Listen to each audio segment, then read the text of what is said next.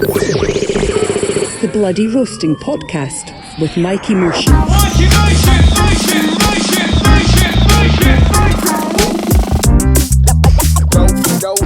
Know how it is back in the mix.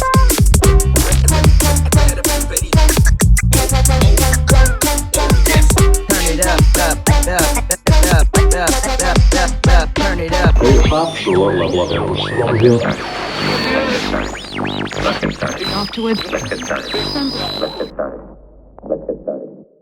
Hello everybody, welcome back to the Bloody Roasting Podcast. This is episode 3, and as ever we have got a lovely, wonderful, fantastic guest. This is one of my pals. You're going to love him. If you've never heard him before, would be quite strange, but listen, we've got him here just for you, just for me. It's the wonderful, lovely Darren Connell. Thank you very much, mate. Thank you for having me. No, listen, it's my pleasure. My pleasure. And it's a lovely gaff as well, by the way. Thank you, mate. Very nice. Thank you. So how's life? Life is good. A wee bit flustered because I was 25 minutes late. Don't worry about it. I think I've got ADHD, so I won't stop thinking about it for 9 months. Aye. And I had an ingrown hair in my cheek, and I'm self-conscious about the Your wee bum mark cheek in or my... your... I don't get hair in my bum. No, I've not really got I've got a hairy bum hole. Alright. We've went all in within the first 20 mate, seconds. sorry guys, but I was never ever a hairy guy. Like I've never been a hairy guy. Like I've not got hairy arms. I'm starting to get quite a hairy chest and a hairy belly. Will you show your bum hole at one point? On this podcast? Yeah. Aye. You can't just tease the you can't just tease the people. No, me. The only reason I've got this is because my dad always says you just feel it doesn't grow back in case I shave it. But because I've never been hairy. But aye, don't know why we're talking about hairs. Aye, what happened to your face then? The ingrown. It always happens, mate. Aye. Anytime I shave or anything like that, I just get a wee ingrown hair, and it's a pain in the arse. It's sore. Aye, being 36 and fucking. Aye. Aye. When are you 37? 19th of June. And I always thought, I think we spoke about this on your podcast, but I always just thought that you were older than me. Not because you look older, just because you're like a kind of big brothery. Aye. You've got a big brothery vibe about you. Yeah. To me, you know? That blew my mind, by the way. Aye. Because, like, obviously I've always known about you with the music, and then I seen your sketches, and before you started doing stand-up, I always just seen you cutting about. Aye. And then we started talking to each other, and we were pals. Aye. And it was like, I remember saying to people, wee Mikey, man. Wee Mikey's brand new. Aye. And I was like, Aye. I thought you were 10 years younger than me, mate. Aye. Everybody thinks that, mate, but I'm not a baby-faced assassin. But even if I take this, I think I'll look younger. Like every comedian that I meet, usually, I'm always talking to them, and I always just assume people are older than me anyway. I don't know what it is. Mm-hmm. But they were like, you're 37. And they're like 27. I'm like 10 year older than them, hanging about with wee guys and like a fucking creep. I found it so funny. I was like, what do you mean you're 37? You're a year older than me. I know. But I do 37 is the new 27. Well, it looks it, mate. You look good. Thanks, so do you. Thank you. Great. You look smart, mate. That's kind. So, what I want to do in this episode is just get to know a bit more about the real you. Is that alright? Aye. So, where did you grow up, Darren? Alright, okay. I love how you're just like, I've got a hairy arsehole. Where did you grow up? So we're all, baby. I'm like rocking in the seat. Also, what the fuck is in this juice, man? 60 pence for a bottle of ginger. Like, everything's like £5 these days. Aye. What is in this? Pure black? No, the thing is, so this is Dunn's, we mentioned it in the last episode, and this is hopefully, maybe, going to be our sponsors for the show. Alright, I can't slag it then. No, listen, if you just do a taste test. I mean, look, I've already taste tested it. I think he likes it. Dunn's right, he loves it, right? But it's actually, it's went up to £2 a bottle, but you get 60 pence back. And that's a bargain, because it's a great taste. Every flavour's brilliant. They're all great. But nice. I don't want to talk about them too much because I've no sponsored us yet. It's like Right. black tar heroin. Aye. What is it? Done American cola? Aye. Does it taste good? Aye, it's Aye. amazing. Nice. Right. So, where did Darren grow up? Let's take you back to the Let's take me start. back to where you grew up. 1987. I grew up in the kind of Springburn. I don't want to give my address because somebody's going to fucking chat my mum's door. Springburn area, Right. no far from McDonald's in Springburn, Mhm. and I was born there. Yep. My Born in Springburn. yes, my family came from Castlemilk and Easterhouse, There we go. and I think The big two. Aye. The big two, baby. I think when my mum was pregnant with me, she moved to Springburn, and I was born there. Right. And then, lived there most of my life. But with being like going into relationships, I've been in and out, staying with girlfriends, Different areas. renting Gallivanting. flats. Aye. But because I'm a self-employed stand-up comedian, obviously I've moved back in with my mum and my dad about 150 Aye. times. So Mhm. And what kind of person were you back then when you were a wee guy? Like growing up with obviously Springburn. I know people from Springburn. I've got pals for there. It's a bit of a rough area. yeah. So did you get caught up in that sort of stuff or? No, really. No. Recently I've been able to go past, like, look at my past. Mhm. I've done therapy and all that, right? Yep. So it's been, like, actually quite nice to go back. Mhm. And, like, I always realised I was never really part of a group, Mm-hmm. but Right. I wasn't disliked by anybody. So, like, the Goths liked me, the Neds liked me, Yep. and I just kind of cut Mhm. a bit myself. You could blend in with any group Aye. But sort of thing. in terms of like that area, I was fucking weirdly mollycoddled off my family when I was younger. I wasn't really allowed to leave the street because of that, Right. Aye. even though I knew everybody that was kind of causing trouble. They had a wee bit of leash on you. Aye, but when I got older, when I left the street, I felt like I got released out of a cage, and Or you go 5 streets down, you think you're on holiday or something. I instantly went to Eckies. I was like, well, that was pointless, ma. That's what happens, man.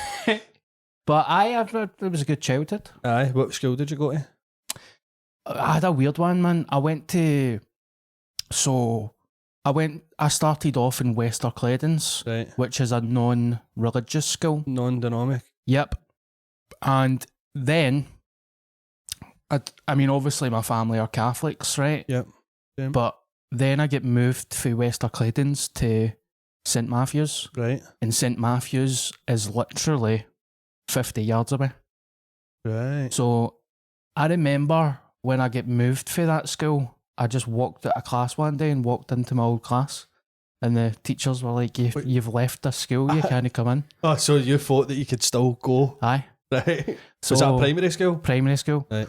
So that was my primary schools, and high school was Turnbull High School, Humble, where is that? Bishop Briggs. Right. How was that school? Was it good?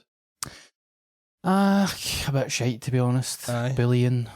I mean, I'm very fortunate that I never get bullied, but Aye. I witnessed a lot of bullying, Aye. and it was no nice. Aye. It's school's crazy.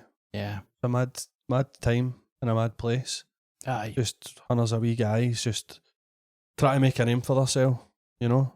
It was actually bad with girls, mate. Was it? Aye. Aye. Mean It girls. was really... Aye. Aye, it was horrific Is it? with each other. It was, Just off fighting. Lassies worse than the boys sometimes. yeah, quite sad. Aye. But again, I in terms of education, I was shite, but like, again, I just glided through life and Aye. was a class clown, had a laugh. Aye.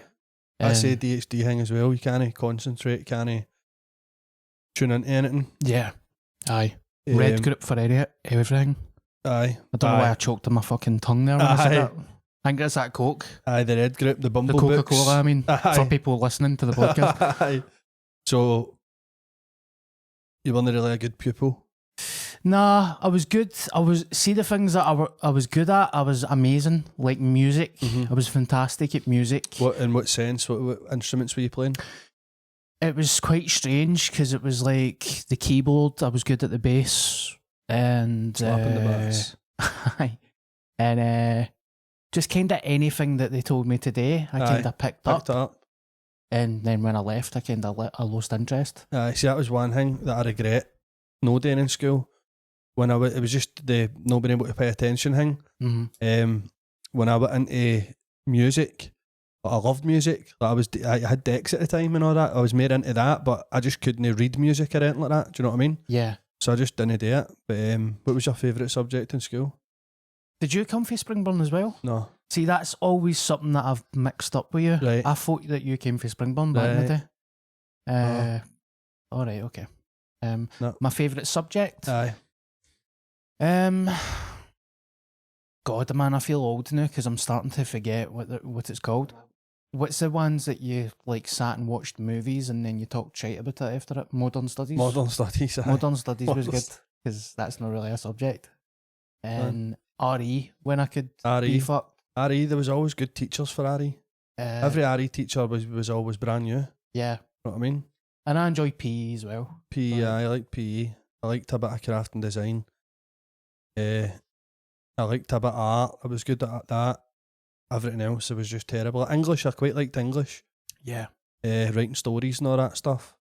Aye, that was good. Did you ever have to stand in front of the class and do talks with English? Mm-hmm. I remember that as well. I remember doing that. I remember there was a boy in my class who was it was for halfway, you know, halfway, where halfway is. It's quite near here. But he was that much we were all Neds back then, right? But he was that much of a Ned, like he couldn't even take his Neddy accent off in class. Mm-hmm. And we all done work experience and we had to do a talk about it, right? It was like a 3-4 minute talk. And in his talk, it was like obviously we use fucking for a comma, like fucking, that's what he was doing. The whole class, like, fucking hang me, fucking, and the teacher must have knew, like, that's not even that boy's fault, it's just where he's fair, you know what I mean?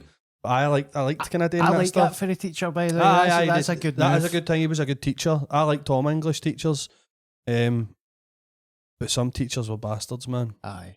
You know what I mean? Oh, aye. Some bastard teachers. We fucking caused chaos with some. Aye. See I don't know the word that I'm looking for. We mortified teachers, man. Aye. Made them have mental breakdowns. That's a shame, man. Aye. I mean, thankfully for me, I was just constantly at the bam up. I wasn't cruel. Aye. But just try to get a laugh, sort of thing. It was brutal, man. Aye. It was brutal. No. There was a French teacher we had, Miss Kearney. And thinking back now, this is fucking weird as fuck, man. I was like just kind of disrupting the class one day. It was last period. And can't remember what I was saying, but I was just trying to get people to laugh. And she says, right, I'm keeping you behind. And I was like, no, you won't not. Everybody left and she kept me behind. I'm going to miss my school bus. And she did. She kept me behind and then she dropped me off. That's weird, isn't it? That's weird. That is weird, aye. That is weird. But she had a nervous breakdown. Every time we went into her class, we just started shouting Jerry. Because Jerry Springer was out at the time. And the full class like, Jerry! Every cunt, man. So, Miss Kearney, if you're watching, I'm sorry. I apologise. That is weird she gave you a lift home, though. I know, man. Aye, that is weird. But anyway, so school days and all that kind of stuff. When did you realise, right? When did you realise that, like, making people laugh and stuff, like you got some sort of buzz off it or something like that? Or I love how you're dropping these bombshells. I've got a hairy arsehole. My French teacher gave us a fucking lift home. Anyway, when did you discover comedy? I'm like, Mikey, are you alright? Like, oh, mate. Blink if you need help, you cunt. I blink all the time. I go into fits of blinking. Rapid eye. Somebody calls me REM. Hi. Rapid eye movement. But aye, so like flashbacks. Well, hi mate. I can't also, help I've it. turned that in a worry, man. I know, I'm man. You're fucking going in about your tits. My belly's sore. Why did I say belly? My belly's sore. Like I'm a fucking 4-year-old child. I say belly. Have you got an innie belly button or an outie belly button? I'm fat as fuck, mate. It's fucking. I don't even know where. I don't know what it is. You know, people with like smelly belly buttons. I'm aware of it. I'm aware. I've got a few pals, and I'm like, how can it smell like that? You know what I mean? I've got an innie belly button, but it's not pure innie, but it's nice and dry. It's like, no, but I know people that have got mad smelly belly buttons, man. I know, You know what I people that don't wash themselves properly. Nah, it's weird. But anyway, so I was saying, you must remember that. What was it like? You know, just realising that you're funny. Did you realise you were funny, or were you always just like, you always had that kind of class clown mentality? Do you know, I did, but only in high school. Primary school, I was a wee weirdo, to be honest. I was quiet. Very quiet. Just, I never really had a fun childhood, to be honest. Aye. And I remember going into high school and I was like, fuck, going through that again for 6 years or 7 years. Mm-hmm. And I think I just found my voice, and Aye. I can't remember the moment of being like, oh, I love this, but Aye. I think it was just my The personality. my personality. Yeah, that big personality, mate. A lot of people that I've spoke to from my school recently, they've been like, you were always funny. You were funny in primary school. Can't really remember. But I get a buzz for making people laugh. Aye. I can't really pinpoint. Mm-hmm. I think I always loved movies. I loved watching comedy, so I was like obsessed with it. Aye. Anyway. Mm-hmm. What kind of things were you watching when you were younger? See, that's when I feel quite lucky, because, you know, like, I had a protective family. So I had 3 big brothers that were way older than me. Aye. So they had all the VHS They had tapes, all the stuff. And it ready was to just go. a library. Aye. And they were like, well, you need to stay in. If you're staying in the night, Mhm. like, they kind of let me. That was weird. They let me Aye. watch whatever I want, but they were like, don't fucking go out and hang out in the streets. I know. So That's mad. I watched everything, mate, and I've said this a few times on podcasts. Like, my granda was mad. He was really funny. Had a mad knowledge of comedy. He died when I was really young, so I Right. can't really remember much. But he loved the Marx Brothers. Yeah. He loved Laurel and Hardy, Buster Keaton, and it just like planted a seed, Aye. like a curiosity. Like, I love the Marx Brothers, but see, when you're watching that when you're 5, 6, 7 year old, Mm-hmm. I never really understood You it. don't understand, but it makes you laugh. Aye. That was the same with me as well. It was my Aye. granny and grandpa that got me into that sort of stuff as well, just watching sketch shows and, Yeah. you know, and you didn't get a lot of the jokes, Aye. but it was funny. Aye. You know what I mean? So Aye. that's the kind of stuff you were into then. That's when I was like a young kid, and then when I started to grow up a wee bit more, it was like Saturday Night Live, American stuff like John Candy as a Oh, hero, Chris Farley, Planes, Trains and Automobiles, Steve Martin. And then when I was like 18, 19, it was South Park. Oh, aye. And then Wonder Chosen and stuff. Like, Right. What was that? Wonder Chosen was a TV show made by MTV, Right. and some of the creators actually went on to work at South Park, Aye. and it's like an adult puppet show that I was. can't remember that. It wasn't on for that long, Right. but see, when it was Friday night, I Aye. was like, oh my god, this is unbelievable, very, very funny. And I remember, like, I'm really lucky for all that stuff, because, you know, watched Bottom when I was younger. Every Wednesday night, mate. Yep. Oh, I never missed it. Aye, the young ones, Aye. and I loved Shooting Stars as Shooting well. Stars, So all the good stuff. now I know why my head's fucking fried. Aye, Like, same. watching all that. Friday nights, but when you were saying about Friday nights for telly was fucking amazing. This is Aye. before, there was only 4 channels, Yeah, and Channel 4 on a Friday night was amazing. yeah, You had Friends, not TFI Friday, right? Friends, Frasier, yeah. Celebrity Deathmatch, Aye, aye, South aye. Park, That was King of the brilliant. Hill. What a Friday night. Wrestling as well. The mate. wrestling as I well, used aye. to watch wrestling all the time. The Attitude Era. Aye. Oh, aye. I wanted to be a wrestler. So did I, I mate. think that was the earliest form of me wanting to entertain people, was wanting to be a wrestler, Mhm. because I never knew you could be an actor or a comedian. Aye. So right up until I was maybe 16, I was like, I'm going to be a wrestler. That's class. Actually, I wanted to be a wrestler as well, but I was a wee bit younger. And it was the Attitude Era, 97, 98, 99. I watched wrestling when I was a wee guy, but they 3 years was fucking brilliant. Yeah. Know what I mean? Mm-hmm. Kane, The Undertaker and all that, Stone Cold, The Rock, Mr. Socko, Mankind. Brilliant. I was British Bulldog, mate. He Was was he, my aye? hero. Was he, aye? He was my hero, man. I remember he lost a match once and I You was greeting? openly sobbing. And my brother was like, fucking stay to you, man. Aye. And I was like, don't. Right, here's a question. Right. Now, I remember what happened to me, but can you remember the day and who told you that wrestling was fake? A day, aye.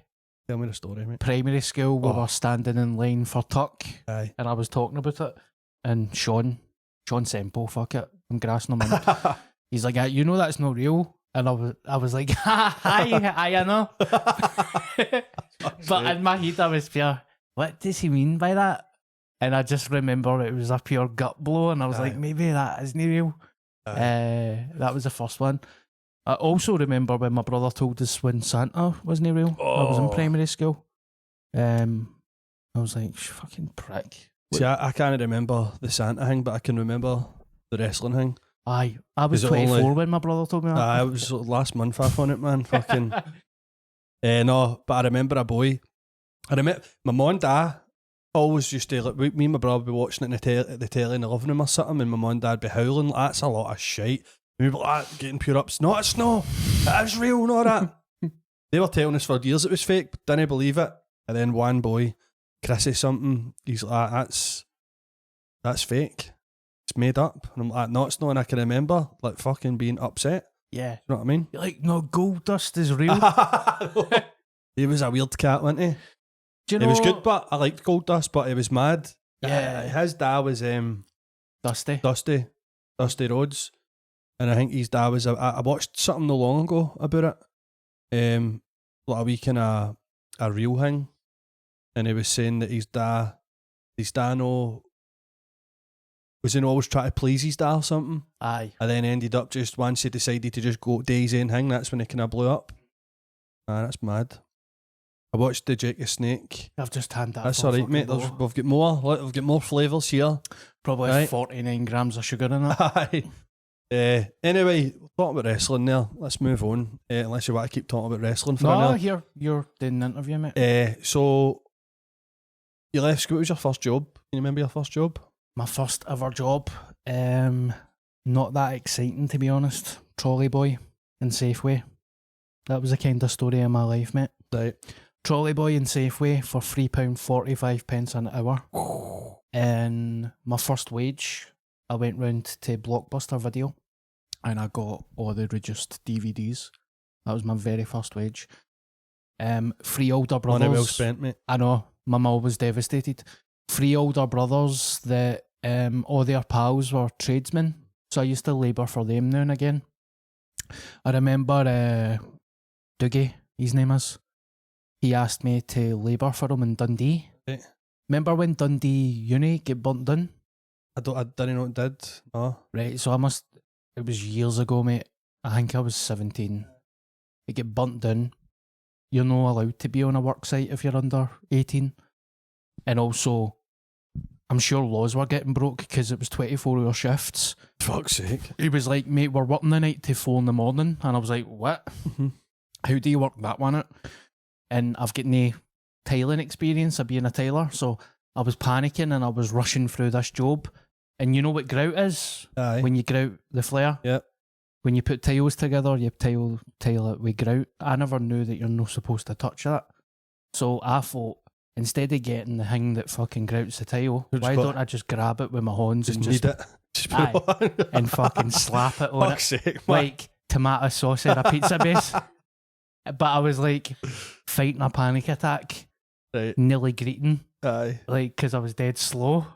And Dougie's walked in the corner and he's just busted laughing and he's like, "What you doing, you fucking crackpot?" And I was like, "I'm trying to Is it grout." all fucking gone all hard in your horns and all that? Well- all about the big just grout Like horns? crying with laughter. He's like, that's going to burn your horns, mate. And I was like, no, it's cool. See, 10 seconds later, it was. Oh, burning your I had horns to to run death. outside in a Fuck's sake. bucket. That was a bit silly, wasn't it? Bit silly, mate. That's why I've got that. Is it? No, it's a birthmark. Aye. Kidding on. That's your, is it port? What's it called? Wineport. Wineport. Aye. Wineport. I've got one in my arsehole as well, but Well, we'll see that later. It's I'll dead get mine hairy. out. He'll get his out. compare Damn the right. arseholes. So, Sorry. trolley boy. Right, so, for Asda. Safeway and Safeway and Asda. So, is that all you done? Cheers for making me feel shit. No, about listen, mate. I'm not like. I've got a funny way of getting my words out, right? that. Aye, but is that all you've No, done? I don't mean it like What that. is wrong with you? You alright? Is that all you done? No, it's like, was that like? I would think like a big company like Asda, right, would have workers inside, and they would take turns of just getting the trolleys in. But you were an actual trolley boy. Trolley boy. Actual trolley boy. So this is where the kind of ADHD thing comes in. I think I'm like, a teacher told us I was dyslexic as well, but nobody's actually ever confirmed it. Aye. I started off in Asda working in George, and it was just all females. I'm a wee guy. It was fucking brutal. George is the clothing brand in Asda. Yep. And, was struggling to kind of learn the till and stuff, Right. and they were going to sack me. And one of the trolley boys quit, and I said, I'll do the trolley boy. Yeah. And I loved it. I loved it. I didn't want to get put on a ladder to work myself up. I Mhm. was just like, I want to be just doing that shift, head down, don't talk to me. And it was a good laugh. I had some great laughs, man. Aye. Safeway was a laugh. Asda was a laugh. Aye. Back when I was drinking, you could just go in, still out your Mhm. fucking bin, and I just mean, do your there's shift. only so many trolleys. Was it where you kept going all day, Aye. run off your feet? I could push 18 trolleys, mate. Did you? Is that I was was that the good. thing, mate? I saw I a was wee good. clip, by the way, and it was, you said that you ate a multi-pack of Mars bars that you found in a trolley, Aye. and you waited, you spewed in front of a customer. Done it a few times. a few times. Aye. Aye. Done it a few times. Found, I'm a wee bit weird with prawns, but I found a triple decker sandwich that was like prawn mayo, Right. and I ate it in a cupboard. Aye. Of anything I find, I just eat. Were you sick when you ate that? No. No, but I felt ashamed. You know what I Aye. mean? Because I Don't be wasn't even ashamed, hungry. mate. Just in the cupboard eating it, I'd be feel more ashamed. We used to take eckies in cupboards. We used to get a booze in a cupboard. You know what I mean? It was great. Get a booze in a Well, cupboard. we did.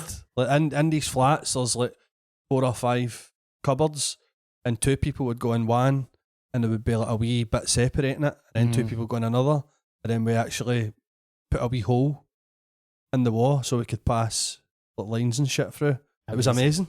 It sounds shite, but it was fantastic. Know what I mean? You hear that? Sounds good. So what about so was it trolley boy straight into comedy and acting, or did you have other jobs? Trolley, I kinda like always had the trolley boy as a base. Aye. That was like I started off with Asda. That was your like, trade, like something to fall back on. With Asda, I worked Friday, Saturday, Sunday, Monday, Tuesday. Right. And then eventually it get cut down because of 0-hour contracts. Mhm. And then through that, I went to college a couple of times. I went to do TV production and sound recording. Shite at that. And I did the barber course in a college as well. Then I started to labour for my brother's pals. And in the TV course, I was being a class clown. I hope somebody that's seen this doesn't think I'm repeating myself, but No. I was a class clown in front of the boys. Aye. And one of the boys was like, mate, you should try and do stand-up. Mm-hmm. And I just had a wee Just light a wee bulb. light go after you Aye. read. Totally like, I'd imagine we're the same, right? Aye. I never even knew there was a comedy club Neither did I. in Scotland. Didn't know there was a scene or anything. Yep. Didn't know.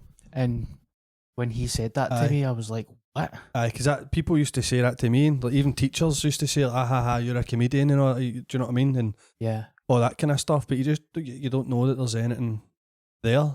You know what I mean? It's No. like plus it's at the same time you're probably quite young at that point. Would I say maybe Aye, I about was- 17, 18 or something? My Maybe first ever gig was when I was 18. 18. I've said this so many times.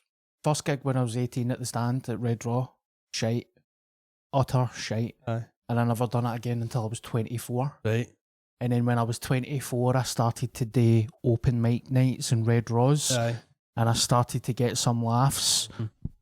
And then I got to the Scottish Comedian of the Year final on my 50th gig. Right. And that's when it changed my life, mate. Brilliant, man. I went for like... Was that when it was in the Barrowlands? No, it was No. at the O2. The O2, was it? Yep. What year was that? 2012, 13 or Must something? have been, mate. Aye. So... And then for that onwards, I get something like 130 gigs in a year. Mm-hmm. But I've always like dropped in and out of comedy. Aye. Like, see, during COVID. Mm-hmm. How long was COVID? 2.5 years? It's a fucking hazy I time, innit, can't man? even But remember. I thinking back now, I don't even know what the fuck happened to me. It's just a mad Aye. couple of years, wasn't it? I never done a gig. Never Aye. done one gig. Mm. And I remember one time I took a break as well for a full year. And then I just got back into it Aye. eventually. Do you think that's because obviously COVID time, there wasn't much we could do?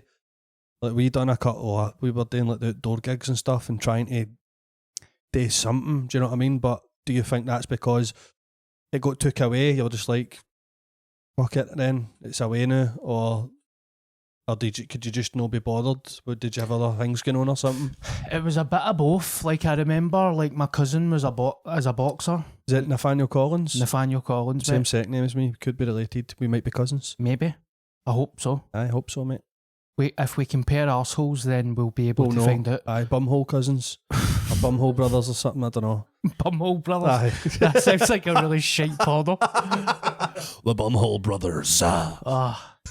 So Sorry, mate. Nathaniel. I done that to Nathaniel because obviously he couldn't work. Aye. I said, why don't you train me and I'll pay you Mhm. family rates? Aye. And he's like, right, I'll train you once a week. And then I think I've got an addictive personality, right? It started off from once a week to literally training with him 6 days a week, mate. I was doing double sessions and all that. That's a lot. And at that time, places were getting in touch with us and being like, do you want to do this Zoom gig? It's like 14 quid. And I was just like, no. Horrendous, mate. I lost about 4 stone.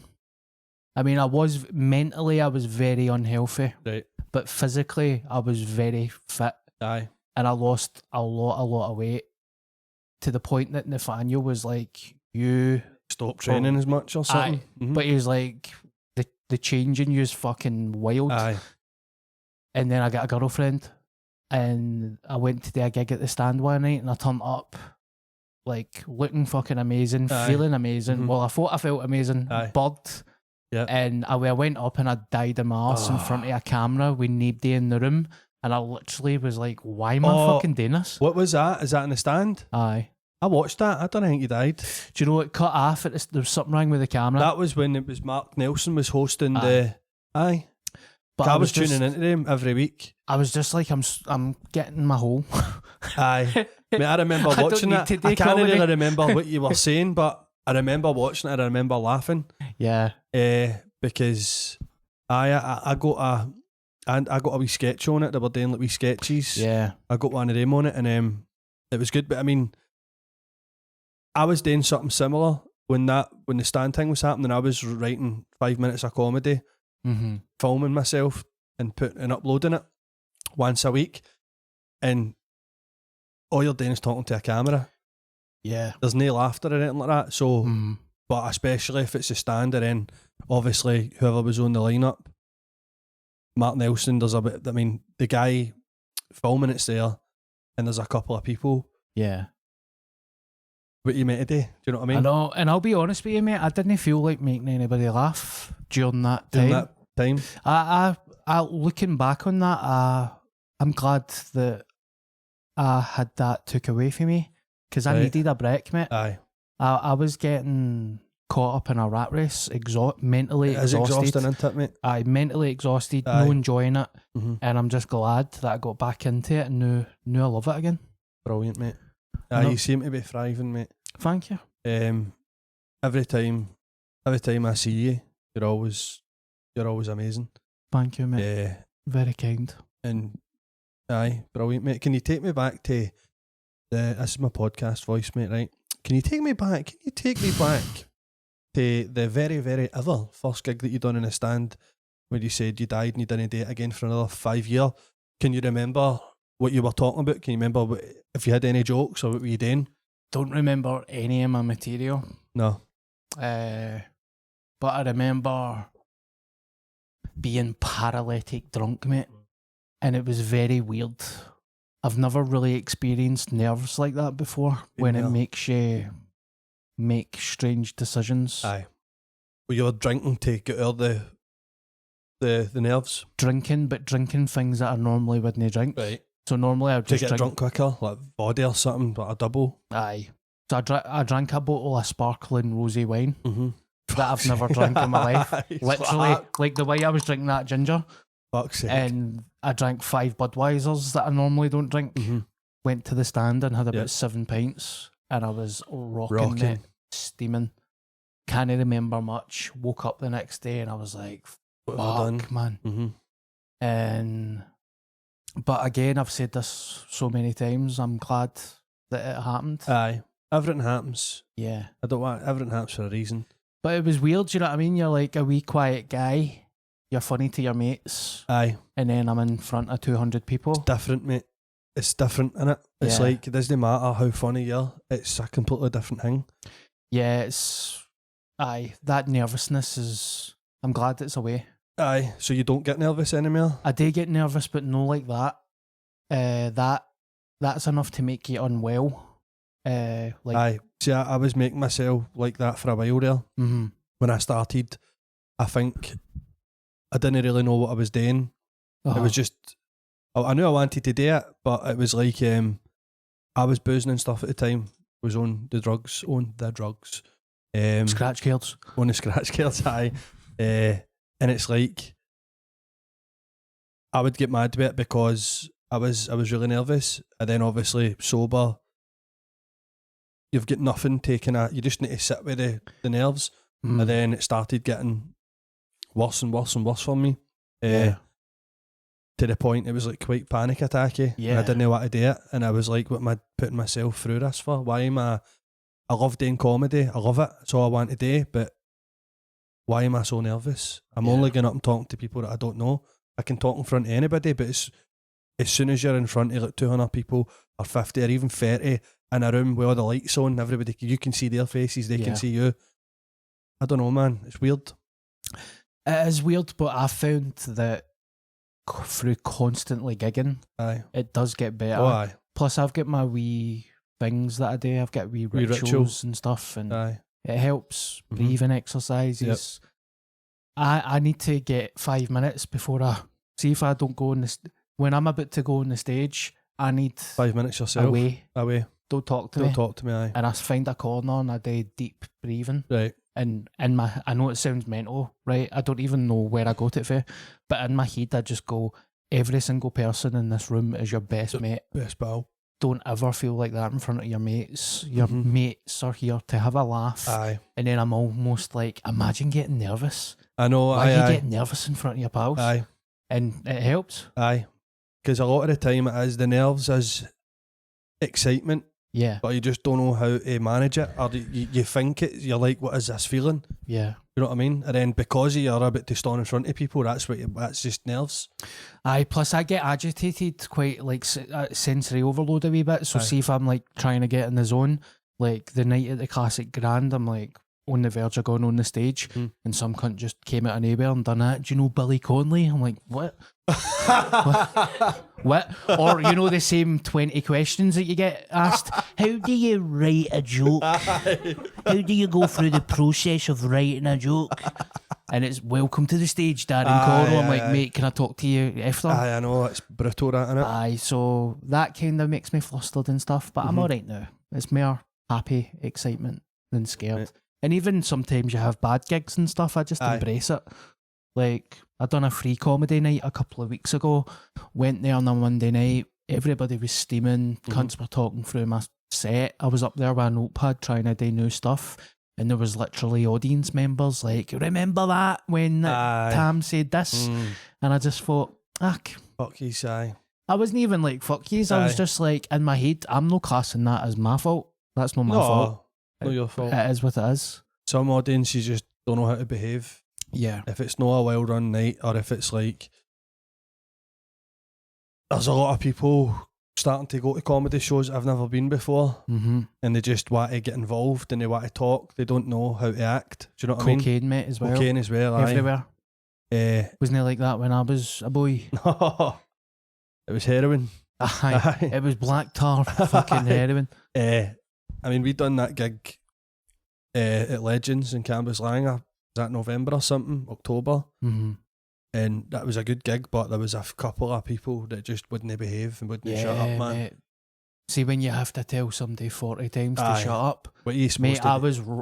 That's when you see me Aye. at my worst. Aye. I was like raging, but also like fighting a panic attack. Aye. Like, I don't think you've ever seen me like that. I've no, mate. I've never seen you like I was just at the back, like, what the fuck? that. Aye. But no, I don't think it was in a bad way. It was like in a genuine, Aye, like, you were just a bit agitated Aye. about it because I don't think no comedian wants to go up on the stage and have to deal with a problem. yeah. I was trying to deal with it the whole night, Yeah. and I eventually got one woman. She ended up fucking off anyway because she was Yeah. told, right, and then she went to the toilet and she sat in the toilet the rest of the night, and then her man got up and left, and then there was that other lassie and her man, and she was just doing this mad stupid laugh every 2 seconds, like Yeah. and everybody thought that was a real laugh, and everybody thought she was kidding on. But even I told her several times during the show, and everybody hated her. And then I Yeah. told her at the bar, but they were steaming. They just didn't get it in their head. Yeah, because I remember her talking to you at the bar and you were like, shh. Aye. Because she was just screaming. But Aye. I get that all the time. Mhm. I get people, I get it all the time. It is what it is. But that was a mad gig, mate. Aye. I walked onto the stage and I nearly slipped on water. Holding a mic I with a didn't even cord see like that. that. I felt like Chico. Remember when Chico jumped into the swimming pool and you're like, you shouldn't be doing that, mate. I felt like that. I was like, I might die here. But it was alright. It was Aye. alright. So, can you tell me about your worst ever gig, like your worst ever bomb? Or My worst ever bomb, thankfully, it's never really been an important gig. aye, Do you know what I mean? Mhm. I've done a couple of open mics that have been disaster. aye, I hate open mic nights, man. Where I've apologised walking off the stage. I can't remember where I said this. I've got a couple, I'll tell you a couple, Aye, right? tell us a I few did stories. a Edinburgh gig at the Beehive on a Friday night, and it was a room full of African females. Right, Every single person in the Mhm. room was female right, and for Africa. right. And I'm on the stage trying to get any form of... I'd probably deal with it better now, right? But see, because Can I start matching you? mate, Eckies. Aye. Nothing. see when I say silence, Aye. you could hear clocks tick. It was that quiet. And the compere was standing in the back of the room. And I was like, mate, Aye. I just stopped mid-joke. And I Yeah. done that, mate, I don't know what to fucking do. Aye. What am I going to do?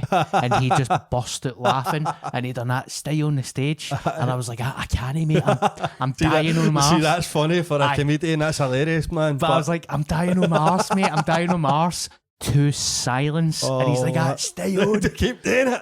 I was You're like, brilliant. I can't. Do you And I, remember who the compere was? I can't say. No. I can't say. Right. He's a beast. Oh, right. Thankfully, he get outed.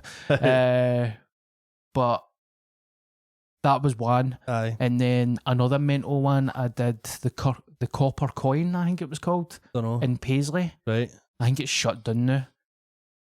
Every single thing about that gig was mental, mate. And I wouldn't even say I died a death, right?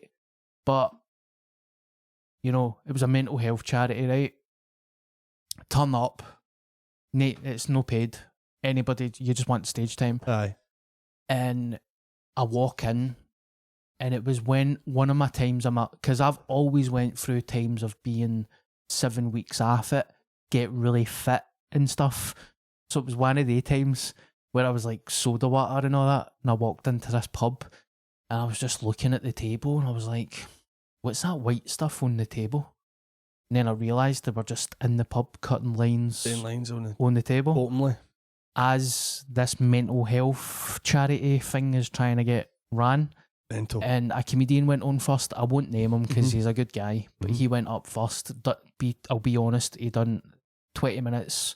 The fact that he done 20 minutes was amazing. Aye. But through that entire 20 minutes, it was just, you're getting stabbed, you cunt. I'm going to kill you, you cunt. Scotland under 21s were playing on a telly behind us. A guy on a electric scooter fucking drove over somebody's foot. Fucking It was fucking mental. And also, I remember there was a pool table in the other room.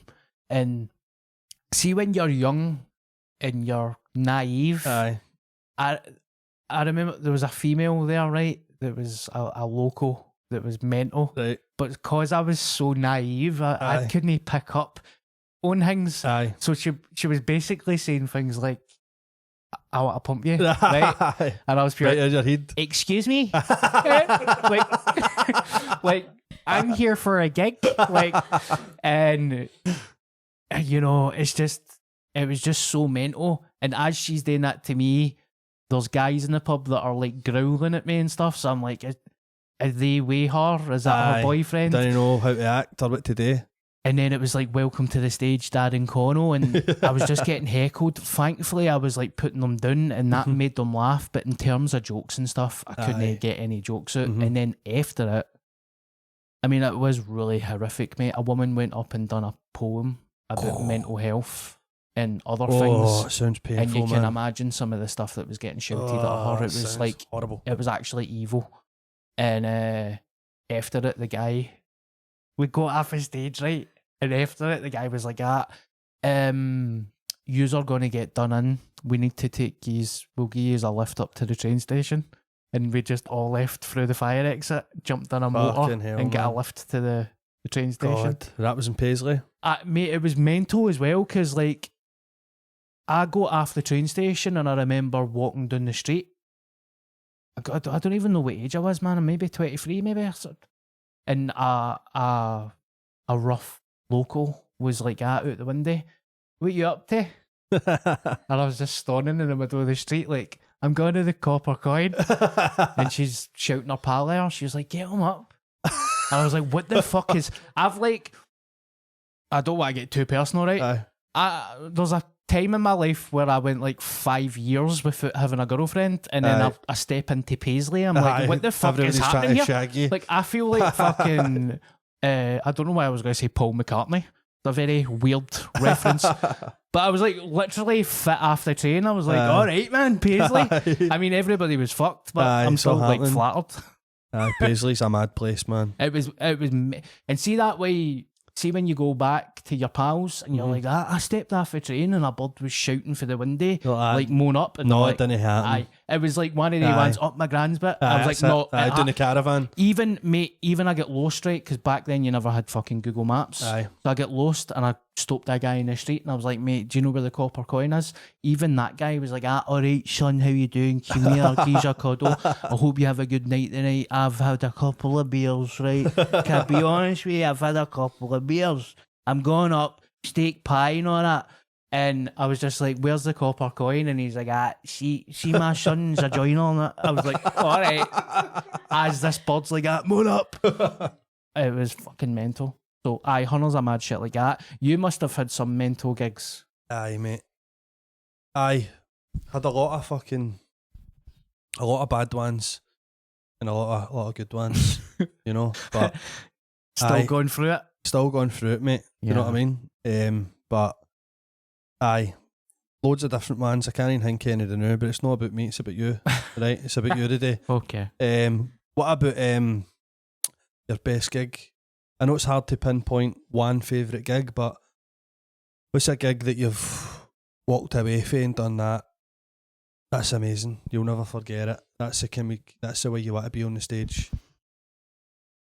I've had a couple. I would say my very first stand solo show. Right. I did a Friday night, 10:30 in March. And that was... Brilliant. I felt like that was a Champions League final. That was good. And the first time I did the Glasgow Comedy Festival was my a solo show at Blackfriars, the old Blackfriars, and I sold it 4 nights. I was only supposed to do 1 night, and I done 4, and that felt incredible.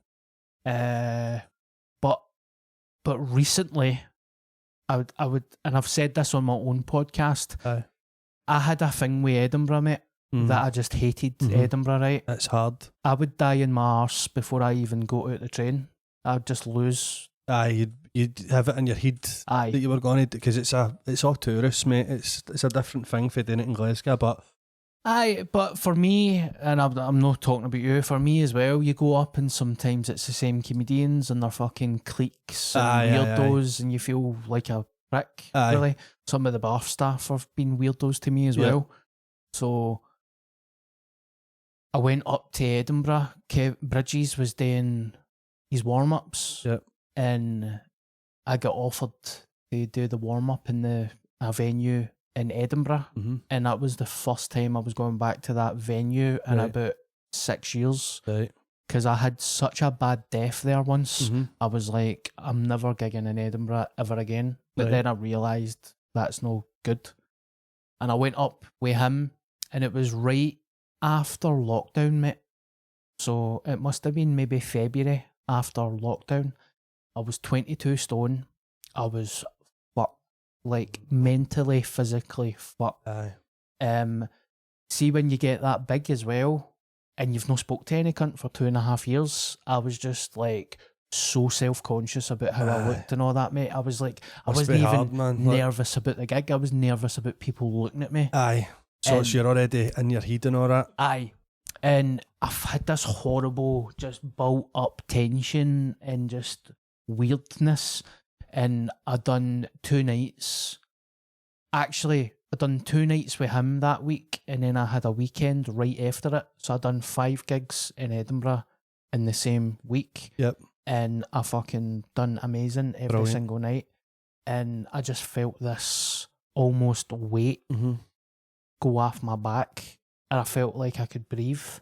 And that was a really nice moment. I actually felt like I walked through some type of, like, I don't even know what it was. I released myself for like fucking chains or something. Like something was holding you back and all that stuff. That was a good opportunity then to do that for Kevin Bridges as well. Do you know what I mean? It was nice, mate. I done 2 for him. One was unbelievable, and then the other one was good. And then the weekend was, by the time the weekend came, I was so relaxed and chilled out and started to become aware, like, wait a minute, this is no me, that's strange, this is the environment, this is, you know, maybe cliques, that's not my problem, but part of growing up into it. That, mate. So you done also, you are a man of pantomimes. How did that come about? Panto, Tom Urie probably got me that. I'm friends with Tom Urie. Tom, it was in River City. And we meet up for coffees now and again. And when I met him for a coffee, Tom was like, I need to go and meet this producer that wants me to do a panto. Is it cool if you just chill outside? And I think Tom walked into the room and he said, Darren Connell's outside. And the producer said, oh, I love Scott Squad. And that's how a meeting gets set up. Brilliant. Robert C. Kelly, that's his name. That's him that done... Robert C. Kelly. He was in City Lights and all that, no? Or is that somebody else? Well, he's not an actor. He's not an actor, right? He did Is he a writer, but? He's a writer and producer of The Dolls. Yeah, I used to see his name pop up. Yeah, you see his name, mate. And he set me up an audition, and I went and did the Dundee Gardyne Theatre for like 3 years, I think. And then when COVID happened, it stopped. But Panto was unbelievable, mate. Panto was a great Can I imagine it being... Was it stressful? Like learning lines and all that? Do you know... It's weird, because I don't know if... I think I am dyslexic, right? And I do struggle. So see, the first time I was like that with all the pantos I've done. Rehearsing, I'm awful, mate. Like, awful. And it's... See, because of your working with other people. Yep. I think it's bad enough to stand up, but so it's your stuff that you've wrote, and you don't want to fuck it up for yourself. Yep. But when you've got a pantomime that somebody's wrote a script for, and there's other people there, it must be hard. It was hard, and I was like, I've been found out. This is it. Oh. This is the one that's fucked me. Like, I've been found out. I'm no professional. And, you know, I've got kind of methods of learning things now. Mhm. Like, if I need to learn a script, I'll just write it out. Yeah. I'll just keep writing, writing it it until it's like physically in out. there. Keep writing it out, keep reading it to Yep. myself. We'll record voice notes, and it'll get there eventually. But when I got through that moment and got in front of a crowd, it was really good. Aye. Panto is hardcore, mate. It's really hard, but it's amazing. Because you've got built-in hecklers for the outset. Yeah. Oh no, he isn't he? Oh, he is. Aye. You know what I mean? That's like the official pantomime heckle. Yeah. Well, I'm lucky. I enjoy Aye. getting heckled. Aye. So that's what I was going to say as well. Like, what was it? Did you notice a difference in the feeling you got doing panto for stand up? Like, obviously, when you're doing stand up, you just need to hear the laughs. You want to hear the laughs. The louder it is, the more people laughing, the better do you feel when you come off the stage. But how did it feel doing panto? Somebody else has wrote it, and you need to be funny. And how did you feel? Was there a difference? I was quite lucky because the guy loves Scott Squad, so he's like, So I already you know, kind of knew you. if you stick to the basis of the script, but you want to do a wee bit of improv, as long as it makes sense, Yep. then feel free to improv. But it felt really nice being part of a team. Look, being stand-up, like being a stand-up comedian, thankfully I've not felt like this for a while, but it was lonely, mate.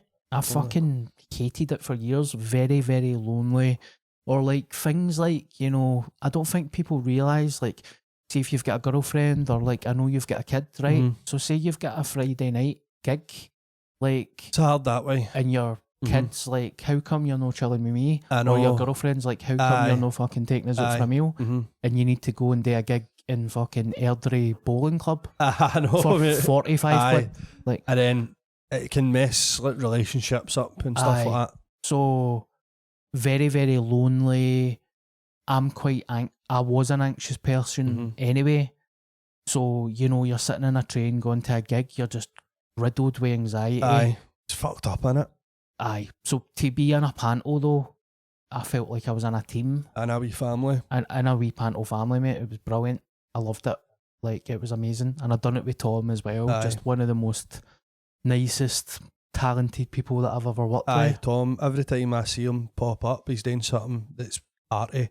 He's like, the music he does and all that, and he's fucking cracking singer as well, Yeah. isn't he? Yeah, he's I seen him amazing, doing a couple of Queen covers.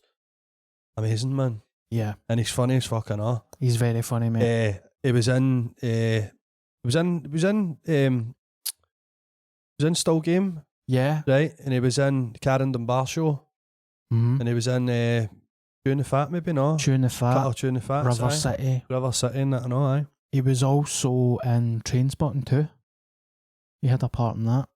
I've seen that once or twice, but I can't remember a minute. Yeah. I need to watch it again. Do you know when they rob the Masonic? Was it in there? Aye. He's in the scene. Right, he's I in knew that scene. makes up. I knew that kind of hang me's.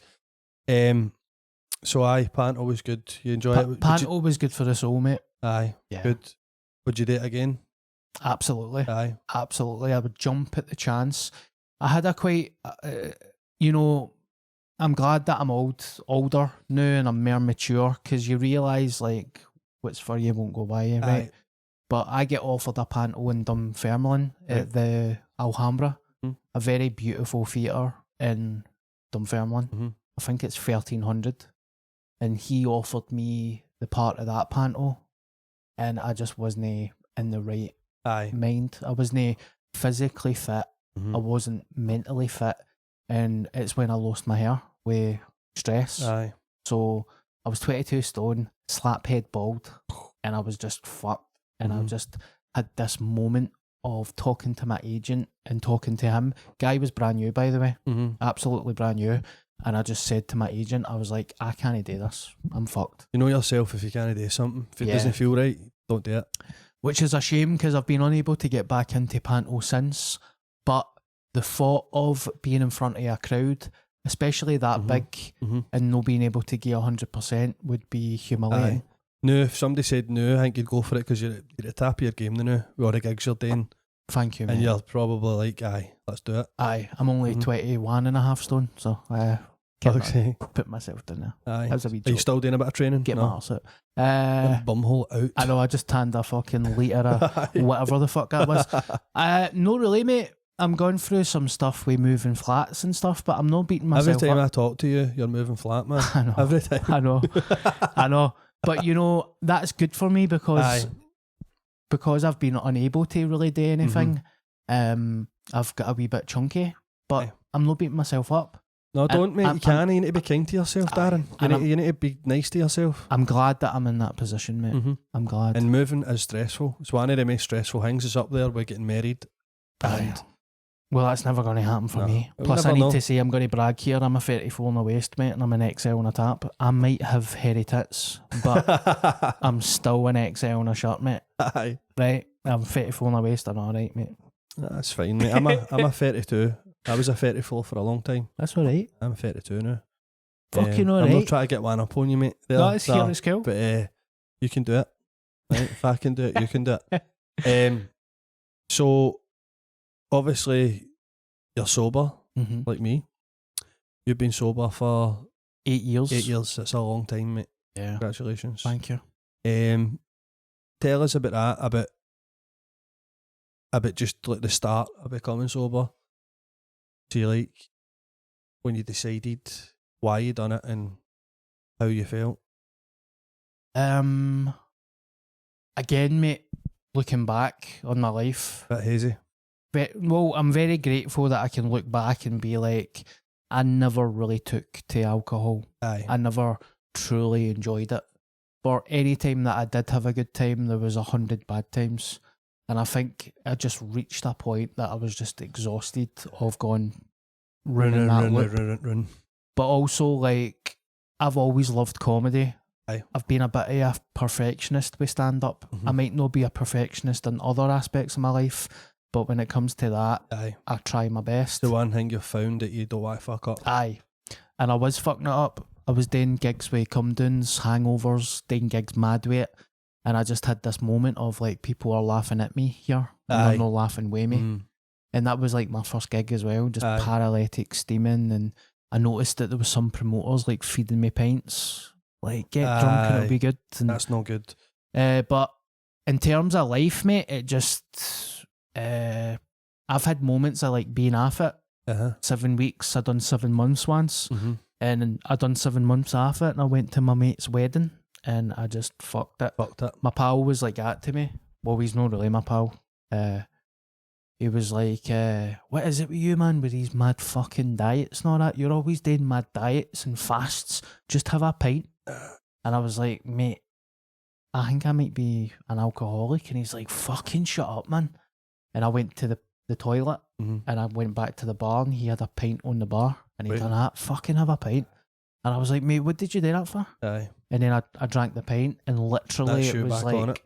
I was like a prodigy, fucking smack my bitch up video, mate. Just 7 months after Whitey on old woman and all that. whitey and doing things that I normally wouldn't do, like drinking whiskey for hip flasks and all that. Fuck's sake. And I woke up the next day, broken rib, thought I broke my arm, blood all over my fucking mouth, and just absolutely like, what just happened there? Aye. And I felt like that 7 months never felt like anything. And I just decided, I was like, I'm out of here, man, fuck this. Aye. That was kind of similar to me as well. Similar kind of story. Just fucking shit up. With the DJing and all that, I done that. Fucked a lot of good bookings up and gigs. I was just the kind of party guy. Same with comedy. I went into comedy doing the same. Just turning up while everything. Yeah. And How long you been off it for? 3 year, 3 month. Wow. Well done, Cheers, mate. cheers, mate. But it's good. Do you ever have moments where you think, oh, I just hit a self-destruction mode here and just I could get on it and just fucking go mental here? Maybe at the start, but no. Like I'm like lockdown was awful for me. But I'm really grateful that I've done therapy. I do other things as well to help me keep sober. Aye. So I always find like I've got no reason to really press the fuck it button.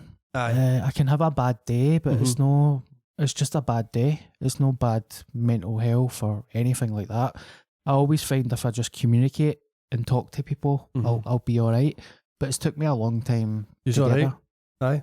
Aye. Do you just need to stop it? Am I gibbering shite? No, not at all. Just sometimes we need to stop to change the camera or something. Cool. Right, on you go.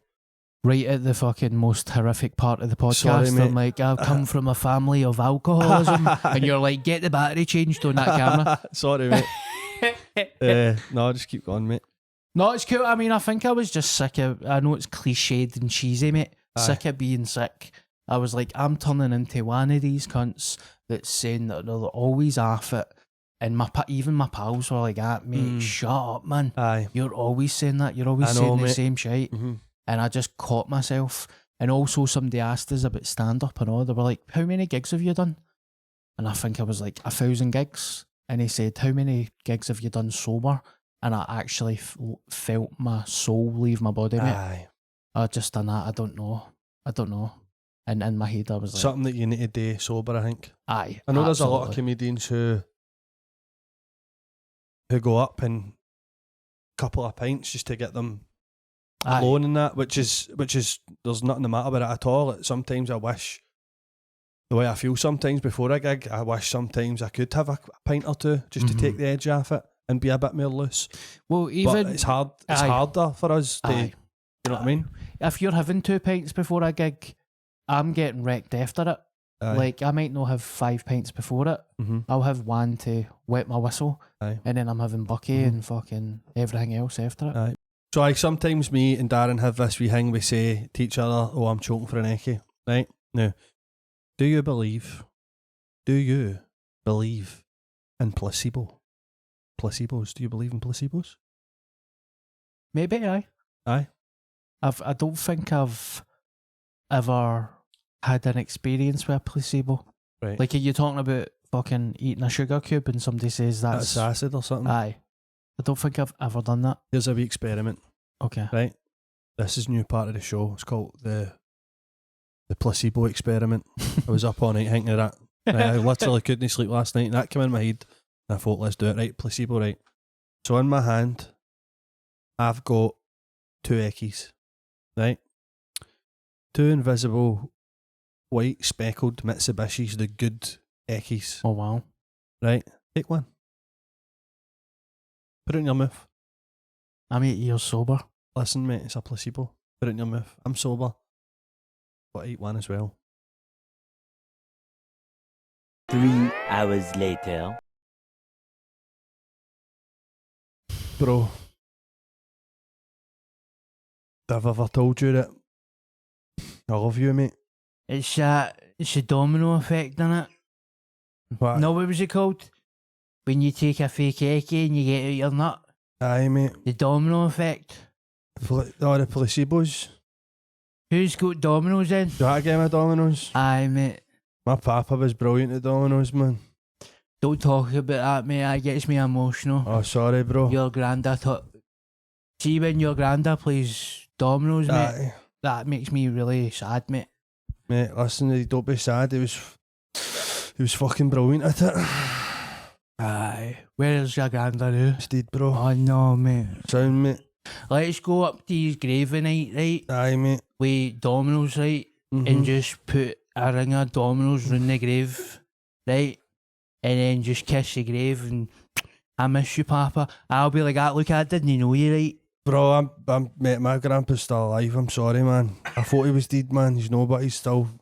I can't believe you just done that. Sorry, mate. bro. Maybe I've ever told you that I love you, mate. I just went on Amazon there, fucking pricing dominoes, mate. Oh, mate, sorry, bro. 2 for That you know, nah? 2 for 1 pizzas and dominoes, mate. How'd you feel after that? A dry tongue, but Aye, same. I'm alright. I need some juice I after feel that. good. Can I interest you in a rum? What's that? Non-alcoholic rum? Is it? Sure is. Mate, that, I'll be honest with you, right? I'm not wearing my glasses. Aye. That just looks like a bottle of your pish. Aye, it's called Strike. I really hope that's not a sponsor, by the way. No, sorry. no. Could be. It does look like Ecke-pish. Aye, it's called rum, not rum. Not rum. Do you want to have a wee taste? Aye. So we're pretty much getting mad about here. On the Eckies and on the fake non-alcoholic Eckies, non-alcoholic alcohol. Are you sure that's non-alcoholic? Promise you, I'll take a tan first. I know, mate. It's there's not one bit of alcohol in it whatsoever.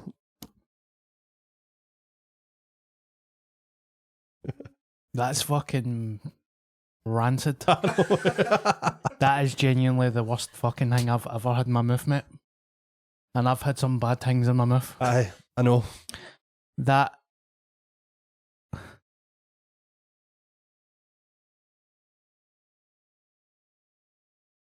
It's sharp. It does taste like something, but doesn't it?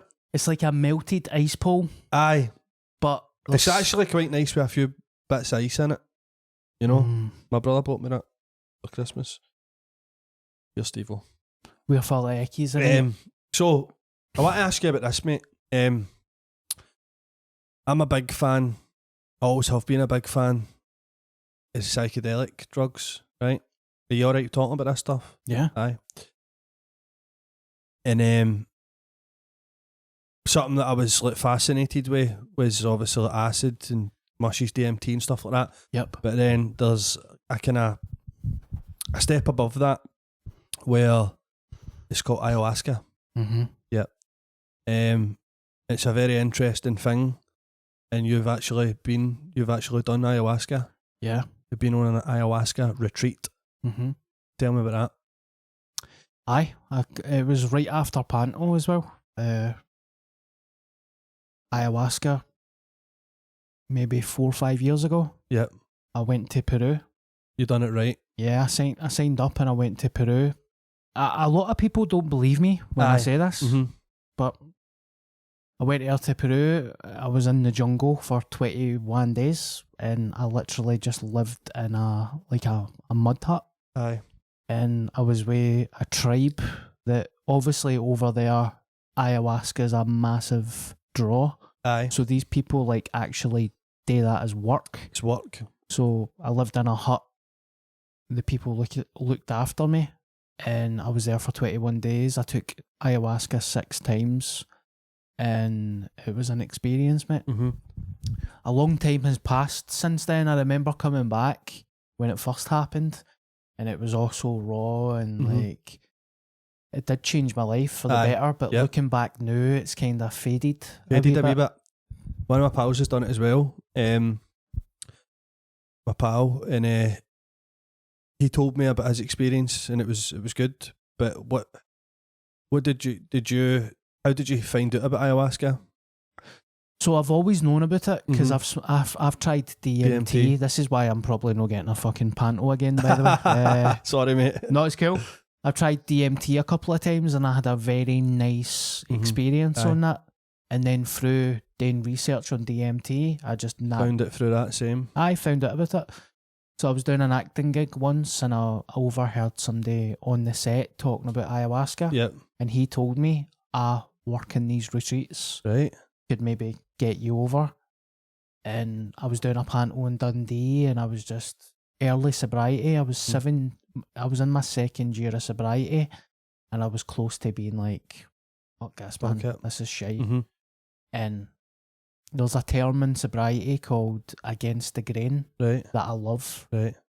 And I called my show Against the Grain. And I was trying to live my life like that as well. And then this opportunity came up and I was like, nah, I'm not doing it. And I was like, well, you're a fucking hypocrite. Aye. So I booked up and I went there and it was good, mate. It was good. Aye. Scary. Aye, I can imagine. I've watched so much about it and read a few books and stuff. And yeah. I mean, I've always been fascinated with what happens to you when you're taking like the amount of times I've took DMT's scary. Yeah. And mad shit's happened to me and I've seen a lot of crazy shit, but ayahuasca's like they say it's the mother spirit, the mother, it's basically Mother Nature. Yeah. And you see a lot of visions and it puts things into perspective. things that you're trying to work out in your head that the answers are already probably there, but Yeah. it basically shows you them. Can you tell me about some of what was happening when you took it? Yeah, a lot of visions, a lot of... I wouldn't recommend it, by the way. Right. I wouldn't It's recommend it's probably the scariest thing anybody could do, because you need to face Yeah. every fear, every trauma. You need to Yeah. face everything, every interaction you've had with people. If you've made people feel a certain way, Yeah. you feel that. Because it's dangerous, mate. It's Aye. very, very dangerous. Mhm. I was on antidepressants for a couple of years. I can't remember what they were called. Mm-hmm. And the guy was like... Sertraline. Probably, mate, aye. I was on them for a while. And Horrible. he was like, you need to stop taking that if Aye. you're going to take ayahuasca. Bad coming off them. Aye. Horrible. So I stopped taking antidepressants. Mm-hmm. Again, mate, I was at a very low point in my life. That's I a was dangerous thing. double the size of what I am right now. Aye. I stopped antidepressants. Next thing I know, I'm on a flight to Peru, coming off fucking antidepressants. It was weird, Aye. but I had some really nice visions, some scary visions as well, but Mhm. a lot of it was like, I've got a book in the house that I've wrote. It wasn't really during it, Mm-hmm. but you had really vivid dreams after it. You have some stuff during it as Mhm. well. I get to see the goddess. I Yeah. had an experience with that, Mhm. but in dream terms, Yeah. I was getting like something was shown us, because I was a bitter wee bastard, mate, and jealous, got really angry. Mhm. Had a temper, and it was there nothing. It was there things that didn't count. Yeah. I could get a bank letter through that would say that I'm in $5,000 debt, and I'd be Mhm. like, fuck it. Aye. But see if somebody leaves a cup on the table, I'm like, Aye. who's the fuck? Aye. Who left that fucking cup on the table? Do Aye. you know what Yeah, I I mean? feel not at the stupidest wee things. So, and then I think I've always been a good person, right? But Aye. I did kind of think, I was looking at other comedians, how the fuck did he get that? All that stuff. And when I took ayahuasca, it was shown as like two paths. I remember seeing a path of me being like really happy and positive, and everything was in Technicolor, Mm-hmm. and I just seemed dead happy. Yeah. Family, wife, kids, and it's like, you have that opportunity, Yeah. but you're on this path, Right. and the path that it showed me was like black and white, dark, Bleak. Horrible. myself, Mm. dead old, fuck, Aye. and it was constantly like that. Aye. Another thing it showed us as well, like it showed me, I get a vision or whatever it is of me standing in my mum and my dad's house. My mum and my dad were sitting on the couch, Right. and I was being cheeky to my mum, and I left the house, but I could still see. You could feel your mom's pain. I could still see What was was happening? happening. Mm-hmm. and my mom was like, "Why does he talk to us like that? Why? Aye. I don't know why he does. I Mhm. love him, like, and he's Aye. always like that with me." And I just felt so bad. Aye. So it was a lot of things like, I need to be a better person. I need to stop being a prick. I Mhm. need to stop being jealous. Stop being angry. It was all that stuff. Yep. I think we've all had, every single person in life has had something awful happen to them Aye. through loss. Mhm. You've lost somebody you've loved, Aye. or a friend, or whatever. There's always, somebody's got a sad story, right? And I went over there armed with like, that happened to me, that happened to me, Aye. I lost that person, maybe that'll help me with that. Yep. And none of that happened. Right. But Just all different things that you didn't know. it was beneficial. Probably making, or the wee things that were probably making problems happen Aye. that were coming up. Things that you don't even realise. Well, I was getting things like, maybe I'm not an alcoholic. Mm. I think that's an overreaction. Mm. I probably should go back to booze. And the thing I got was like, stay sober. If you Mhm. do not stay sober, your life's going to be horrible. Aye. And I went away for that experience Mhm. with like a gratitude for Mhm. sobriety. Aye. And it was just like, you need to look after yourself. And a lot of the negative chat, like, I realised as well, like, a lot of it came from me. I've been treated for like body dysmorphia for Mhm. my whole life. Mhm. probably say I've got an eating disorder, was always like, would pull out of situations, pull out of work because I would feel too big, pull out of dates as well. Aye. And it became so toxic that it was affecting my life. And that kind of stripped it away from me. Right. So it kind of felt weird coming back. I mean, obviously, it pointed me to the direction of getting therapy. Aye. So see, when you go through therapy, you've still got your insecurities, right? But it's no like white noise in your brain. Constantly there all the time. Aye. And you know, and then you start to realise, like, Tom, I don't even give a fuck about my weight anymore, by the way. Aye. I find that so... See, when you think something so much all the time, and then when it stops... It's bigger and bigger. I'm like, why did... That feels weird that I'm not like that anymore. Aye. But Tom Hanks had a good quote, and I like it. Sometimes he's fat, sometimes he's skinny. That's life. And I kind of go with that. I mean, what you're comparing yourself to stuff that is just no... Nobody else cares. Aye, and nobody cares apart from me. So a lot of that stuff that I never even realised that was happening in my life. If I would happily talk about addiction, but then when it came to like body dysmorphia, I'm like, I'm never talking about that to anybody. Aye. And ayahuasca really helped me Brilliant, with mate. that stuff. I mean, I went out there. I don't even know how big I was, mate. I was that big. I had to. It's funny. It's funny, right? I can find it funny now. I had to get carried off the boat, right? Fucking hell, man. Like a leg. I feel to be Peruvians. Mate, like a leg and a wing off a boat God's sake, man. on the Amazon. Was that just getting there? Getting there, mate? Aye. And I get put in the first hut. Like, have you ever seen an orangutan getting carried with the big long arms? Like, I was like that. Fuck's sake. Big, massive ginger beard. So, guy, and you know, see when somebody calls you fat and you can tell if they're cruel? Aye. They were calling me that, but it wasn't. I could tell that they weren't being cruel. Right. It's weird to try. Aye. Like, I could tell that there was no... Were they caring like, well, he's fat? Or were they like... Well, first and foremost, they've lived in the jungle their whole life. Aye. So they were like, we've never seen a fat person before. Right. Ever. So you were like a celebrity, or not a celebrity, like a... An alien. Aye, like an alien, Mate, basically. I was like... And they've never... Facial hair's no a thing either. So I had a big, massive ginger beard and like people were touching it. Touching, you know, that like, whoa. Aye. And... That's mad. Aye, but... I did feel like it totally strips you down of everything, mate. It strips you down of everything. I think I went 4.5, maybe 5 days without food as well, because it was so You hot. need to, before you go on these retreats, they tell you that you need to have a strict diet. Obviously, no alcohol, no smoking. You're not allowed to masturbate either. I fucked it. Tell me about it. Right, so I couldn't even go with food.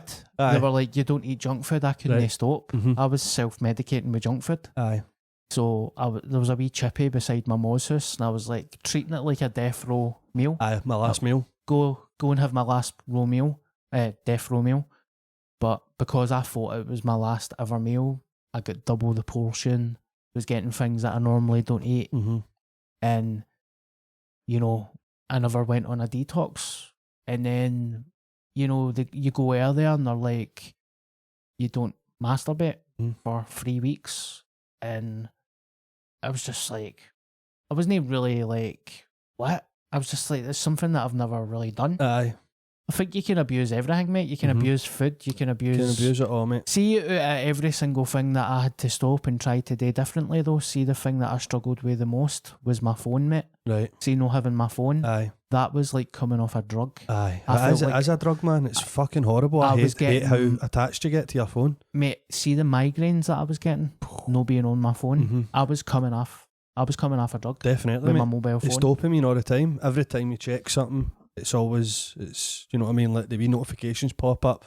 It's a natural thing for us to do now. Aye. Just like, it's no natural, but you're just constantly flicking, so getting that taken away from you, you're going to have withdrawals. Everything, but like even when I've been fit, I've been super fit at times in my life. Aye. I've still drank Diet Coke. I've still had sugar. To go, because we weren't even allowed to drink cold water.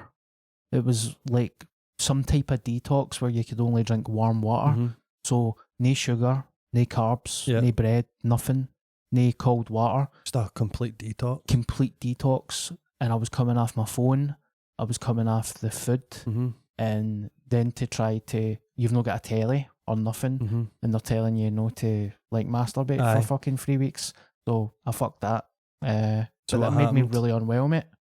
What happened when you done it? It made me unwell. Physically was, because I was like, what a lot of shit, man. And did they find out about it? Told them. What did they say? So he was like, look, mate, try your best not. But he was cool with it. He's like, look, man, try your best, dude, to like not masturbate. Because, you know, it's like a total soul cleanse. Yeah. So, you know, if you masturbate, tell me, man. But it's like cool if you don't. And then I had a wank because I was blowed out my fucking nut. Yep. And I was like, mate, I'm sorry, I had a wank last night. And he's like, what? What did you do? I was like, I had a wank, but you said that was to tell you. And he's like, oh, mate, I can't believe you've just had a wank. Oh, no. I have to go and tell. And he got up, mate, and he went straight to the shaman and told the shaman. Bad news. See, for about 2 days, mate, everybody was like avoiding me. Pure shunned. And I was like, what the fuck was that all about? But that was a learning curve as well. Like, I realised I've not really I never had self-control. But because I think, like, see, the reason they tell you to no drink, no eat crap, no take any drugs, or no even masturbate is because they want it to be easier. You like the female spirit, the mother, Mother Nature, Mother Universe, Mother Aya. When you take that, she has to get all that out of you first, and it's supposed to be horrible. Yeah. And then start working on you and your head, your heart, and all that shit. So it's supposed to be easier. So, I've not had a wank 3 months, mate. Honestly, not had a wank 3. I feel great. I'm gonna end that tonight. And so sorry. It's like a beautiful moment. I just ruined it. It's a celebration. Aye. Right? No, but you don't have to do anything. You just pull your pants down and see, that's all right. That's allowed. I'm just not allowed to do it. Right? All right, okay. I'd be finding cheat codes, mate. I'd be shagging mattresses and all that if I was you. What you said there as well, by the way, about them no being like calling you fat, but no, it's no malice or anything like that. That happened to me, and I went for acupuncture. It was a wee Chinese guy, and he basically looked me in the eye before I'd even said anything, and he said, you need to stop masturbating. Wow. He could tell with just looking at my horns and looking at my eyes, and he could tell that I don't drink enough water. He could tell me all these different things, and then he done that. You're fat. Wow. But I feel better for it, because I was an addiction. You don't realise, but you just think it's part of your daily routine. 1 in the morning, 1 during the day, 1 at night. Yeah. But he said it takes up your energy. He says you don't realise. He says you're using up all your life force. He says you're not getting enough blood to your brain. Your blood's not flowing right. You're killing your creativity. Yeah. I totally agree with you, mate. Do you know what I mean? I totally agree with you. So, I'd probably be on fucking live at the Apollo if I'd have been like... Devil, man. Fucking doing gigs in the copper coin because I'm doing 5 wanks a day. No, here, I had a funny thing about that. Like, I never... You're looking fantastic, by the way. So you look bro. great. Thanks, mate. But I had when he was asking us about masturbation, he's like, have you ever went longer than a day? And I was like, I don't think so. Not that I can remember. But even like when I was younger, I wouldn't say a cancer scare. That's all in. I found a lump on my balls, right? And I went to the doctors to get it checked. Right. And the doctor couldn't tell me straight away what it was. See the waiting game, man. Aye. Oh. So in my head, being a young guy, You've got cancer. I thought I had cancer, and I got back to my house and I was like, I might have ball cancer. Fuck. And about 20 minutes later, I had a wank. So there you go. It fixes. It wasn't cancer, by the way. It was just like well fucking... done. Aye, but I know what you mean with that. Sometimes you're like, fuck it, I'll just have a wank, man, and everything will be alright after that, and it's no. You immediately hate yourself after it. You're like, oh, why did I do that? Aye. But anyway, that was ayahuasca and that was wanking. So let's talk about then we'll wrap it up after this. But you've got a cracking gig at the moment. The new, it's called Darren Connell and the Funny Bunch. Yes. And it's every time it's always sold out. Mm-hmm. You've got brilliant comedians, you've got the best comedians on. Aye, tell us a wee bit about that. Aye, Darren Connell and the Funny Bunch is a gig that I started in Blackfriars. It started at the Stand Comedy Club, Mm-hmm. and then I moved it. We tried a couple of other venues, it never really worked out, and it found a new home at Blackfriars, and it's been amazing, mate. Amazing. That came through doing therapy and stuff. Like, I would never have started something like that if it wasn't for therapy. And now that I've got a venue that love comedy, Aye, they love brilliant. comedians, they support comedians, and it's starting to sell out. There's all the nights are selling out. Yep. You're doing one in Edinburgh as well. One in Edinburgh. That's not going to be Monkey permanent. Barrel. I don't think. Just like a one-off A trial one-off. or something. Aye. Glasgow's all the time, one a month. Yep. And it feels really nice, mate. Aye, it's good, man. It was good to. I did therapy with Back On Side. Back On Side are a mental health charity based in Scotland. Mm-hmm. I done therapy with them for 7 months. Literally saved my life. I know Brilliant, it's pretty mate. dark, Mhm. but they saved my life. And I went back to Blackfriars last night and I ran a comedy fundraiser for them, Mm-hmm. and we raised some money for them. Brilliant. And mate. it was a great feeling to stand in front of a sold out room thinking this money's gone towards a charity that saved my life. Aye. So that was good. Brilliant, man. That's class. Blackfriars is just a brilliant venue for comedy. Yeah. I think it was one of the first comedy venues in Glasgow. Aye, Like, it was. back in the day. It was. And then obviously the Stand came about and all that. The bigger ones came about, but I think the people in Blackfriars actually, like you said, they love comedy and they like to support comedians and all that. Yeah. It's a great room. So when is it every... The next one is Sunday, the 25th of February. Yep. I've got a lineup that I've not announced yet. Mm-hmm. It's 50% sold out. As soon as I announce the lineup, It's going to it'll sell out. sell out. Aye. And I'm trying not to announce them too soon now. I'm in a really nice position because they just sell out Sell out. and people are.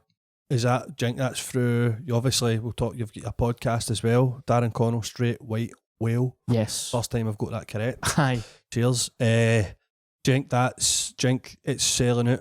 Because obviously you've built, through the years, you've been doing it for like 12 years. Yeah. Right, so you've established yourself, but do you think like you've got extra new people coming because I've seen you on your podcast or through TikTok or things like that? Or? I really think it's just because I've just stripped it right back to being like, let's just be funny. Aye. And not think about anything else. Mhm. So I'm like, stopped thinking about TV shows. I've stopped thinking about production companies. Yep. I've stopped thinking about what's that guy going to say when he sends me a script. Mm-hmm. I've broke it right down to when I was started. Brilliant. What makes people laugh. Mm-hmm. Just enjoying it again. Aye. Mm-hmm. And I started a podcast because I wasn't really getting any work after the TV. So I started a podcast. Aye. The podcast became successful. It's doing brilliant. Through word of mouth, Mhm. people start coming to my gigs. Yep. And because I'm just chilled out and laid back about life again, Aye. I'm just enjoying myself, mate. And then to be able to book some talented, amazing comedians like yourself, mate, Mhm. it's good for the soul. Aye. Like, see, being able to run a gig and like book 4 or 5 comedians and Yep. being like, there's a wee bit of money, here's a great Aye. gig. It's a good amazing. lineup with people that you like, and Yeah. there's no dramas or anything like that. I done the one at the Stand. I don't know if that was the first one, or Might if have you, been. and it was brilliant, man. Yeah. It was fucking what a night. I'll get you back for Blackfriars, mate. Aye, well that'll be a hat trick then Yes. for me because I done the Stand and then the Room 2 Room one, which 2. is good as well. And then Blackfriars. Aye. Yeah. The only reason I got them on just to get a booking. Kidding on, mate. It's no. I love Aye. you. You know that. I love you too. So I check out Darren's Straight White Whale podcast on Spotify. Everywhere you can get a podcast, Yeah. it's good. It's been good for me, man. Mm-hmm. It's been good. Brilliant. Start a podcast, everybody. Aye. We're all doing it. We're all at it. Talk about your hairy arseholes on it. Aye, right. That's And it. then see We'll when it get- actually comes to the important parts like mental health and addiction, then that's when you change the batteries in the camera. do you ever get sick of it? Do you ever get sick of talking about being sober? Not really, because I think I've just found peace. I'm at peace, mate. Right. So see when people are like, "Aye, what about this and what about that?" I'm like, look, my life is better without it. Aye. So if you want to do it, good on you. Aye. But I can't. Yep. And you know what? Even if I could, I just don't want to now. I'm just happy. Aye. It's a better life, mate. Aye. Everything's better. Aye, man. You're a better boy. Aye. That's it, mate. So, aye. Check out Darren on TikTok, Facebook, Instagram. Thank you. Go see his shows. He's a funny guy. And obviously, you can still watch Scott Squad on BBC iPlayer. On BBC iPlayer, Bobby for Scott Squad. Not even got to get you to do an impression or anything like that. I was looking for my glasses there. We'll just do it. Sorry, mate. Do a really pathetic one. I know I look like I can't even see myself, and I know I look like a beast. It's fine, mate. You want me to do a pathetic one? Do whatever you want, mate. So you can wrap up the show as Bobby. All right, Officer Karen. No, that's really sad, that one, wasn't it? What should I say? Whatever you want, mate. You wrap it up. See you later, Officer Karen. I feel so dirty then that one. No, listen, it's been brilliant having you on. You're a great friend. Thank Put you, it there. I love you. We're going to watch Saltburn together. No, we're not. What about Saltburn, man? Oh, fucking hell. Shite. Listen, I was like, he's stealing my moves. Aye. I was watching it. That spunky bath, that was my fucking move. That's what I done. I was watching it. I didn't know what I was in for. I was saying to the guys earlier on, I just knew. I didn't know what it was about. I just knew it was called Saltburn, right? Put it on, and then I was like, I thought I was kinky, but that's just taking it to a whole new level, right? A guy pumped a grave, for God's sake. A grave. I know. You know what I mean? Pumped a grave. I know. It done a lot of bad, naughty things in it, but it blew. I watched a lot. Aye. Right, I watched it all, and I just don't know how I feel about it.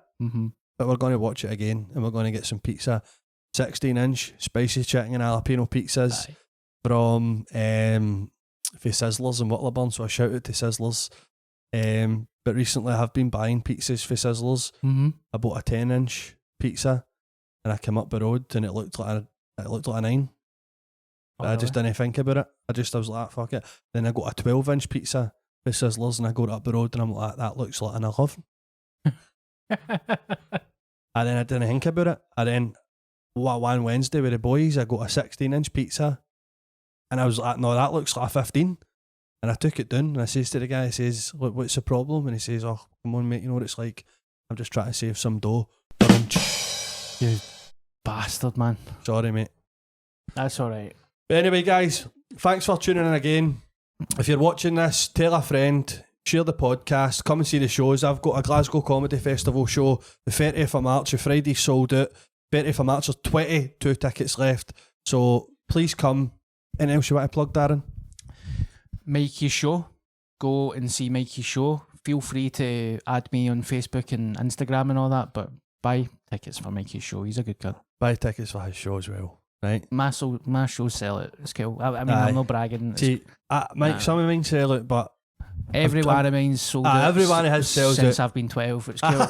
Also, see, I know we're doing a 5-hour podcast here, sorry but about that, guys, see, man, if I was in the bath in that Saltburn scene, I would have my t-shirt on. Well, having a wank as well, fuck it. Because I'm a deviant, but I'm also self-conscious.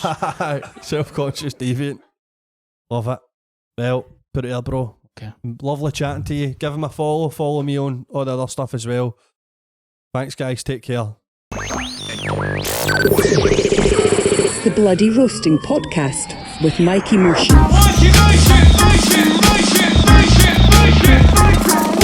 I actually feel like I'm at my lot of Eckies now. I miss Eckies now. That is the type of chat we had for Eckies, by the way.